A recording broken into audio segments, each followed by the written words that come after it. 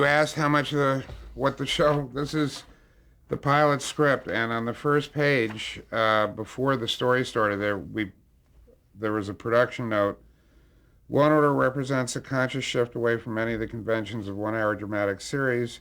Aside from the format change of following one case through the criminal justice system by telling two discrete stories with two separate sets of stars, police and DAs, there will be a visual difference which will help set the tone of the series. It's anticipated the show will be shot on 16mm Panaflex and finished on tape, the aim being to achieve a cinema verite semi-documentary look, replete with handheld camera and naturalistic lighting.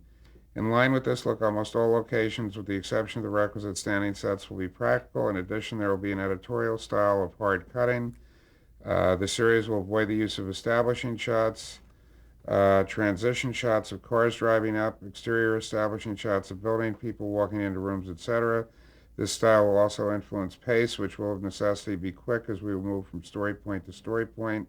In addition, there will be a locked POV. The audience will see or hear only what the cops or DAs do. The fact that each half hour will essentially be telling the same type of story that might be seen in an entire hour of a typical cop show necessitates a certain economy of style, which will in turn become the series' stylistic signature. Well, what we perceived as economic necessity. In 1990, there were virtually no hour shows in syndication. The syndication was sold in half-hour blocks. It was comedies, more comedies, no hours.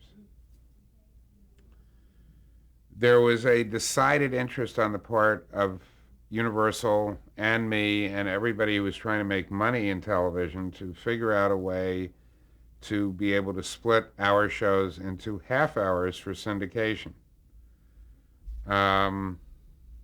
Nobody had ever figured out, though, that since syndication was 5 days a week, if you started on Monday, you'd have Monday, Tuesday, Wednesday, Thursday, Friday, Monday, which would get you finishing. You'd never have a week that worked. Luckily, we never had to go to that extreme. It never became an issue. The hour shows came back a little bit, even though A&E had basically a free lunch for about 7 years. It was a decision that was pragmatic rather than creative, and then it turned out to be a situation that was enormously creatively freeing because the show was such a locked format that, as Jerry Orbach said, it's almost like a Catholic high mass. It's a rite. You know, you start out with the teaser, you do this, because it was the only way to keep that story division intact. It had to be very rigid, but it was initially an economic idea. Dialogue is one of those things that you cannot teach anybody how to write. I mean, it's like being musical. I mean, people can either write it or they can't. In terms of dialogue's realism, again, the term I've used on Law and Order is kind of trompe-l'oeil cinema verite. It's not real. Cops don't arrest people in 22 minutes, and they don't prosecute them in 22 minutes. But there is a feeling of you're looking at the way the system actually works on the inside. That does not mean that cops actually talk like this, because Stephen, notwithstanding on NYPD Blue or even David Chase on The Sopranos, the fact that they may be able to use certain language does not make it realistic, because the language that they're using would have to be used 3 times in every sentence to accurately reflect the way cops or crooks actually talk. So throwing in some bad words helps. I've never felt any sense of the show not being realistic because we couldn't use certain 4-letter words. They haven't changed since George Carlin 30 years ago.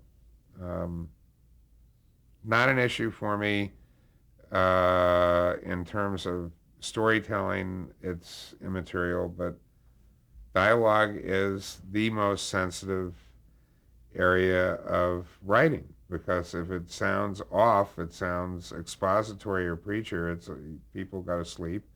And if it's too hip, nobody talks like that. And nobody talks under network strictures anyway. So everybody's suspending their disbelief. It's how cleverly it's written that really matters. If it's closer to what your perception of normal speech is, it's better. But it's not real speech.